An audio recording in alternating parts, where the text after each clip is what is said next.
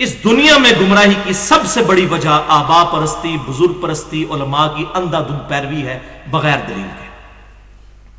لیکن یہ معاملہ دنیا تک نہیں ہے صرف، اگر دنیا میں نقصان ہونا ہوتا تو خیر تھا، 40-50 سال کی کسی زندگی برباد کر دی کسی کی، خیر ہے، لیکن بھائیو اس سے اربوں کھربوں سال کی ہمیشہ کی زندگی ان علماء کی وجہ سے برباد ہونے والی ہے۔ ان علماء سے مراد جو علماء سو ہے، علماء کرائم اور بزرگان بے دین۔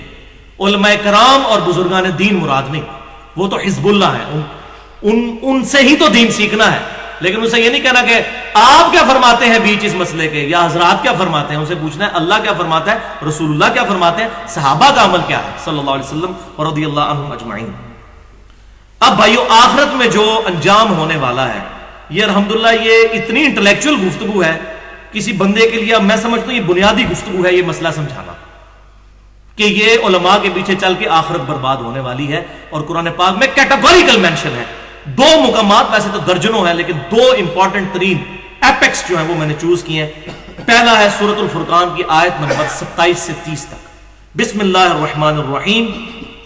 وَيَوْمَ يَعُضُّ الظَّالِمُ عَلَى يَدَيْهِ، اس دن ظالم شخص اپنا ہاتھ چبا کے منہ میں ڈالے گا، ایسا حیران ہوگا یہ کیا ہے، بزرگوں کے پیچھے میں رگڑا گیا، میں نے تو یہ سمجھا تھا انہوں نے مجھے چھڑانا ہے، یہ تو خود ہی ادھر جا رہے ہیں۔ اس دن ظالم شخص اپنا ہاتھ چبا کے منہ میں ڈالے گا، کہے گا یقول یا لیتنی اتخذت مع الرسول سبیلا، کہے گا ہائے افسوس کاش میں نے رسول اللہ کا راستہ اختیار کیا ہوتا۔ دیکھ لیں وہی بیماری، رسول کا راستہ اختیار کیا ہوتا۔ یا ویلتا، ہائے افسوس، لیتنی لم اتخذ فلانا خلیلا، کاش میں نے فلاں بزرگ کے ساتھ، فلاں شخص کے ساتھ، فلاں دوست کے ساتھ دوستی نہ گانٹھی ہوتی، اس کے پیچھے میں بیڑا غرق ہو گیا میرا۔ اور وہ کیا، لقد اضلنی عن الذکر، بے شک اس نے، میرے دوست نے تو مجھے گمراہ کر دیا اس الذکر قرآن سے، انا نحن نزلنا الذکر وانا له لحافظون، بعد اذ جاءنی، بعد اس کے کہ وہ حق میرے پاس آ چکا تھا، مجھے بتا دیا گیا تھا کہ بخاری اور مسلم میں نماز کا طریقہ یہ لکھا ہوا ہے، لیکن میرے دوستوں نے مجھے کہا نہیں نہیں نہیں، اتنے بزرگ پاگل تھے، بیڑا غرق کر دیا انہوں نے اپنا بھی اور میرا بھی۔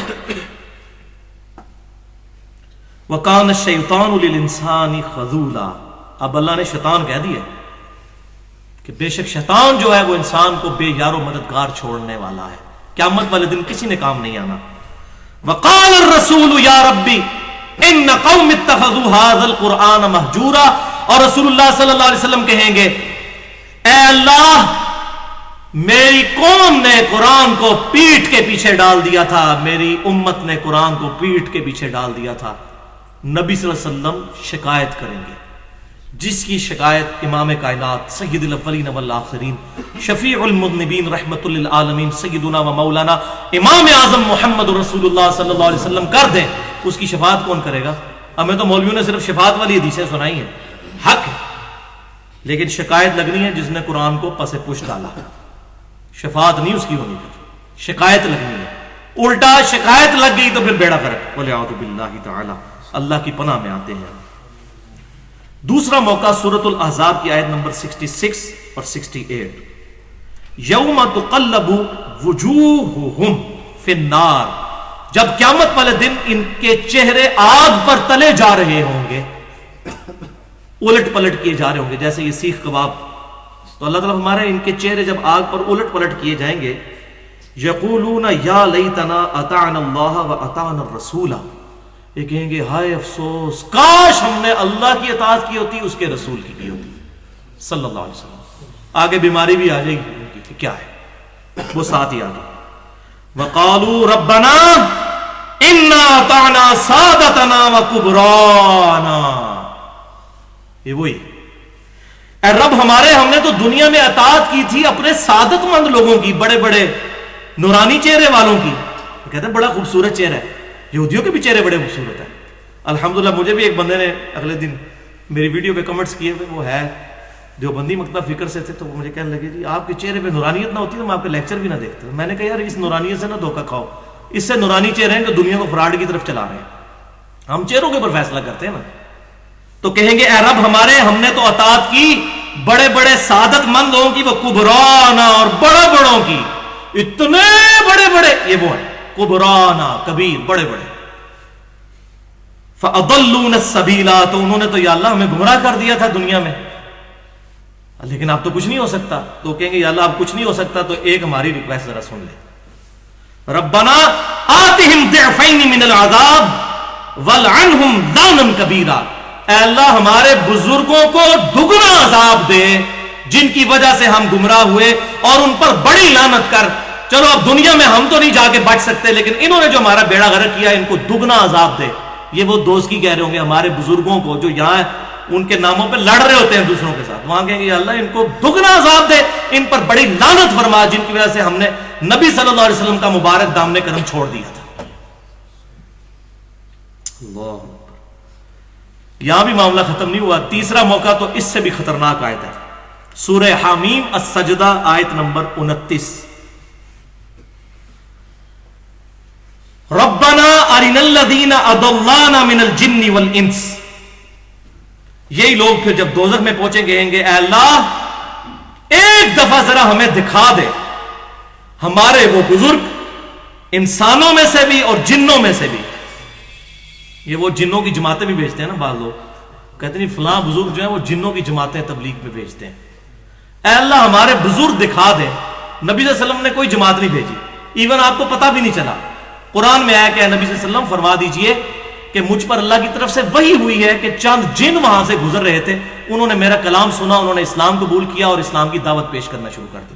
لیکن آج ہمارے بزرگ جو ہیں وہ کچھ رائے ونڈ میں بیٹھے ہوئے وہ کہتے ہیں کہ بزرگوں کی جماعتیں بیچتے ہیں جنوں کی. تو یہ جو بھی بندہ کہتا ہے نا فلاں بندے کے قبضے میں جن ہے، اصل میں جن اس کے قبضے میں نہیں ہوتے، وہ جنوں کے قبضے میں ہوتا ہے. ہاں بالکل. تو اے رب ہمیں دکھا دے ہمارے بزرگ جنوں میں سے بھی اور انسانوں میں سے بھی جنہوں نے ہمیں دنیا میں گمراہ کیا تھا. نجعلہما تحت اقدامنا، اے اللہ ہم ان کو اپنے پاؤں کے نیچے رونیں گے ان بزرگوں کو جنہوں نے ہمارا بیڑا غرق کیا تھا. اور یہ آپ مجھے دل سے پوچھیں، میرا تو دنیا میں دل کرتا ہے کہ جن بزرگوں کی وجہ سے میں کتاب و سنت سے دور رہا، آج میرے والے ہوں تو میں جوتیوں سے ان کی مرمت کروں. آخرت میں تو یقین ہے. دنیا میں بندے کو غصہ آتا ہے یار انہوں نے ہمیں کس دھوکے میں لگائی رکھا، کس امید پہ چلائی رکھا. تو قیامت والے دن کہیں گے اللہ ہمارے بزرگوں کو جنوں اور انسانوں میں سے ہمارے حوالے کر دے. نجعلہما تحت اقدامنا، ہم پاؤں کے نیچے ان کو رونے، لیکون من الاسفلین، تاکہ دوزخ کے سب سے نچلے حصے میں پہنچے. اتھے واڑ کے نا انہوں دوزخ کے تھنڈے حصے تا ساڑی روح سکون ملنا ہے، لیکن کوئی نہیں ملنا. لیکن وہاں غصہ پھر یہ نکلے گا. تو بھائیو اس دن آنے سے پہلے پہلے نبی صلی اللہ علیہ وسلم کے مبارک دامن کرم کو تھام لیں اور ان سے اعلان برات کر لیں، ادروائز بیڑا غرق ہونے والا ہے. اچھا اب یہ اتنی آیات ہیں بالکل واضح ہیں، لیکن مولوی کے پاس ایک ایسا زہریلا نسخہ ہے جس سے وہ پورے قرآن اور حدیث کے ذخیرے کا بیڑا غرق کر دیتا ہے اپنے زون میں. او جی یہ آیتیں تو کافروں کے بارے میں.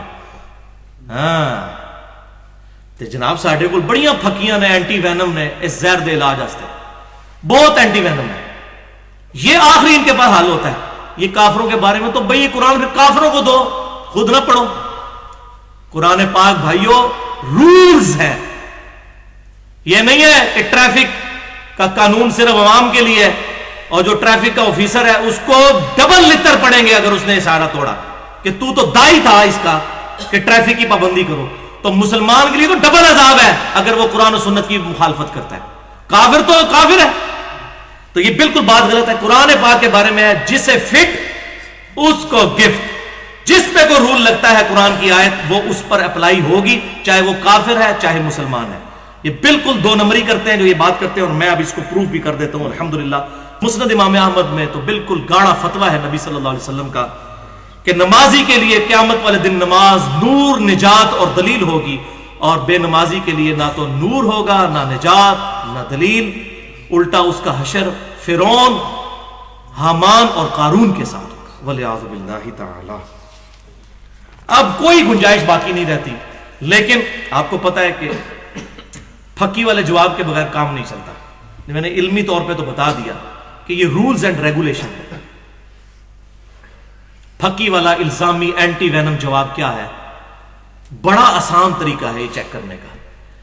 ایک بریلوی مکتبہ فکر کے کسی بندے سے پوچھے کہ بھائی یہ قرآن پاک میں جو آیت ہے کہ قیامت والے دن لوگ کہیں گے اے اللہ ہمارے بزرگوں کو ڈبل عذاب دے اور ان پر لعنت کر جن کی وجہ سے ہم گمراہ ہوئے، تو آپ کا کیا خیال ہے؟ یہ اشرف علی تھانوی صاحب جو کلمہ پڑھواتے تھے لا الہ الا اللہ اشرف علی تھانوی رسول اللہ، اس کو انہوں نے انڈورس کیا تھا ان کے اپنے مرید کے کلمے کو، تو یہ مرید قیامت والے دن اللہ سے نہیں کہے گا کہ یا اللہ ہمارے اس بزرگ کو دگنا عذاب دے جس نے میرے اس کلمے کو انڈورس کیا؟ ہاں جی بالکل کہے گا، انہی کے بارے میں آئے، اس کو نہیں پہ نظر آئے گا یہ کافروں کے بارے میں، کہے گا بالکل بالکل ایسے ہی۔ اسی طریقے ایک دیوبندی کے پاس چلے جائیں، اس کہیں گے ہمارے جو اتنے بڑے بڑے علماء ہیں انہوں نے احمد بریلوی صاحب کی کافی غلطیاں نکالی ہیں، وہ کافی ان کے عقائد میں خرابیاں تھیں، اب لوگ تو احمد بریلوی صاحب کے پیچھے چل رہے ہیں، اور قرآن پاک میں آیت ہے کہ یہ جو چلنے والے پیچھے ہیں نا، کہ قیامت والے دن کہیں گے اللہ ہمارے بزرگوں کو دگنا عذاب دے جن کی وجہ سے ہم گمراہ ہوئے، تو یہ احمد بریلوی صاحب کو پھر دگنا عذاب، ہاں جی بالکل ہوگا، کیوں نہیں ہوگا؟ پھر یہ کہیں گے۔ ادھر ایک مولوی اتنا بڑا دیوبندی مولوی جس نے کہا جی ہم نے تو کشف کے ذریعے دیکھا ہے کہ اس روئے ارض پہ سب سے زیادہ عذاب احمد بریلوی صاحب کو قبر میں ہو رہا ہے، بولے اعوذ باللہ تعالی، یہاں تک کشف پہنچتے ہیں پھر ان کے۔ تو یہ سارے فارمولے نا دوسروں کے لیے، پھر ادھر آیت بھی کافروں کے بارے میں نہیں رہے گی، کہیں گے نہیں جی نہیں اس میں تو واضح ہے جو بھی۔ اسی طریقے سے اب آپ سب کے لیے مجھے بتائیے، غلام احمد قادیانی کوئی یہودی عیسائی تو نہیں تھا، مسلمانوں میں سے یہ الگ ہوا نا۔ غلام احمد قادیانی کے جو پیروکار غلام احمد قادیانی کے پیچھے چل کر اپنا عقیدہ برباد کر رہے ہیں، کیا قیامت والے دن وہ نہیں کہیں گے کہ اللہ غلام احمد قادیانی کو ڈبل عذاب دے جس کی وجہ سے ہم گمراہ ہوئے؟ کہیں گے۔ تو اب وہ کہیں یہ کافروں کے بارے میں، وہ جی قادیانیوں کو ہمارے علماء نے کافر قرار دے دیا، آپ کے علماء نے تو سب کو ہی کافر قرار دیا ہوا ہے، کھول کے دیکھیں فتوے، مجھے بتائیں کس عالم کے بارے میں فتویٰ چاہیے؟ دیوبندیوں کے علماء کو بریلویوں نے کافر قرار دیا ہوا، بریلویوں کے علماء کو دیوبندیوں نے کافر قرار دیا ہوا، ان دونوں نے اہل حدیث کو دیا ہوا۔ یہ تکفیر اور خوارج والا سلسلہ قیامت تک کے لیے جاری ہے، یہ تھوک کے حساب سے فتوے ساروں نے سنبھال کے رکھے ہوئے، کسی کو نہیں چھوڑا ہوا، سب ایک دوسرے پہ فتوے لگاتے ہیں، حق بات ماننے کے لیے کوئی تیار نہیں ہوتا۔ اتنے بڑے بڑے بزرگ پاگل ہیں، اور وہ اپنے بزرگوں کہہ رہے ہیں، دوسروں کہہ رہے ہیں شیطان ہے، اتنا بڑا بزرگ وہ بھی بزرگ نہیں نظر آئے گا، دوسروں کے بزرگ شیطان، اپنے بزرگ اتنے بڑے بڑے۔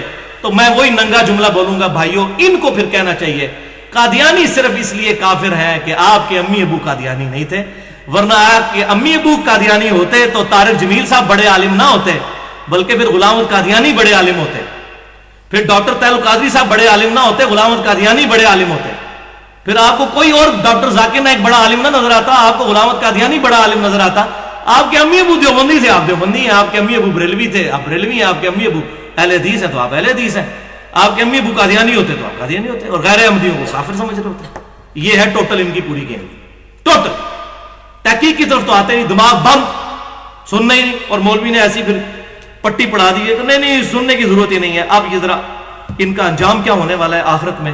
بخاری اور مسلم میں 10 کم از کم ترک موجود ہیں اس حدیث کے، انتہائی سخت الفاظ اس حدیث کے اندر ہے، دنیا کی تمام احادیث کی کتابوں میں یہ حدیث موجود ہے، اور امام بخاری اور امام مسلم کم از کم 10 سندیں اس کی لے کر آئے۔ آپ صلی اللہ علیہ وسلم یہ جو کہتے ہیں کافروں کے بارے میں آئے تھے، نبی صلی اللہ علیہ وسلم سے بھی ذرا پوچھ لیجیے، آپ صلی اللہ علیہ وسلم فرماتے ہیں قیامت والے دن میرے حوض کوثر پہ کچھ لوگ آئیں گے جن کو میں پہچانتا ہوں گا کہ یہ میرے امتی ہیں، کیونکہ بخاری اور مسلم میں آتا ہے کہ نبی صلی اللہ علیہ وسلم کے امتیوں کے اعضائے وضو چمک رہے ہوں گے تو نبی صلی اللہ علیہ وسلم پہچان لیں گے کہ یہ میرے امتی ہیں۔ تو یہ کافر ہوئے، اعضائے وضو کس کے چمک رہے ہوں گے؟ جو وضو کر کے نماز پڑھتا ہے، یہ مسلمان ہے۔ آگے آپ دیکھیں یہ کافروں کے بارے میں حدیث ہے یا مسلمانوں کے بارے میں؟ تو آپ صلی اللہ علیہ وسلم فرماتے ہیں کہ میں اپنے حوض کوثر پہ ہوں گا اور اپنے امتیوں کو پلا رہا رہوں گا حوض کوثر سے، اور میرے حوض کوثر سے جو ایک دفعہ پی لے گا کبھی پیاسا نہیں ہوگا۔ اللہ تعالی ہم سب کو نصیب فرمائے، آمین۔ آپ صلی اللہ علیہ وسلم فرماتے ہیں میں اپنے حوض کوثر پہ جب امتیوں کو پلا رہا ہوں گا تو میرے کچھ امتی آئیں گے سامنے، ان کو جب میں پلانے لگوں گا ان کے اور میرے درمیان دیوار کھڑی کر دی جائے گی، اور مجھے کہا جائے گا اے اللہ کے رسول صلی اللہ علیہ وسلم ان کو مشروب نہیں پلانا۔ نبی صلی اللہ علیہ وسلم کہیں گے اے اللہ یہ میرے امتی ہیں، اعضائے وضو بھی چمک رہے ہیں، حضور نے پہچان لیے کافر کوئی نہیں ہے، مسلمان ہی ہے، ہاں بھگوڑے مسلمان ہیں، اس قسم کے جو بزرگ پرستی میں مبتلا تھے۔ اور یہ بات یاد رکھیے گا، ہم کسی کی تکفیر نہیں کرتے، بریلوی، دیوبندی، اہل حدیث، شیعہ، جو بھی اہل قبلہ ہے، ہم کسی کی کوئی تکفیر نہیں کرتے، اس کی غلطی پوائنٹ آؤٹ کرتے ہیں۔ یہ خوارج کا طریقہ ہے کسی کو کافر قرار دینا۔ ہم سب کو مسلمان سمجھتے ہیں الحمدللہ، ہاں جہاں پر غلطی لگی ہے غلطی کو غلطی کہتے ہیں، یہ ہے سولوشن اینڈ، پرابلم اینڈ پہ نہیں آنا چاہیے۔ تو آپ صلی اللہ علیہ وسلم فرماتے ہیں کہ مجھے کہا جائے گا اللہ کے رسول آپ کو نہیں پتا آپ کے بعد یہ لوگ دین سے الٹے قدم پھر گئے تھے اور انہوں نے دین میں بدعتیں جاری کر دی تھیں۔ تو آپ صلی اللہ علیہ وسلم فرماتے ہیں اس وقت میں کہوں گا سحقن سحقن لمن غیر بعدی، سحقن سحقن لمن بدل بعدی، ان پر پھٹکار ہو، ان کو مجھ سے دور کر دو جنہوں نے میرے بعد میرے دین کو بدل دیا، والعیاذ باللہ تعالی۔ یہ حدیث روایت کر کے سیدنا عبداللہ بن ابی ملیکہ رحمۃ اللہ علیہ تابعی، جنہوں نے صحابہ سے یہ حدیث سنی، اس حدیث کے ساتھ کہا کرتے تھے اے اللہ ہم تجھ سے دعا کرتے ہیں کہ ہم تیرے نبی کی دنیا سے رخصتی کے بعد، وفات کے بعد ان کے دین سے الٹے قدم نہ کریں، آمین۔ یہ وہ دعا کیا کرتے تھے، یعنی وہ تابعی بھی اس نے تفسیر بھی کر دی کہ یہ ہے ہی مسلمانوں کے بارے میں۔ تو اب یہ جو کہنا کافروں کے بارے میں آیات ہیں مسلمان، یہ کون لوگ ہیں؟ جسے فٹ اس کو گفٹ۔ تو قرآن پاک رولز اور ریگولیشن کی بک ہے، یہ کسی ایک گروہ کے لیے نہیں، پوری انسانیت کے لیے ہے۔ اس میں رولز ہیں، جو بندہ اس کو وائلیٹ کرتا ہے اس کو سزا ملے گی۔ حتیٰ کہ سورۃ العذاب کھول کے دیکھیں، اللہ تعالیٰ فرماتا ہے نبی کی بیویوں تم عام عورتوں کی طرح نہیں ہو، اگر تم نے بے حیائی کی تمہیں دگنا عذاب دوں گا۔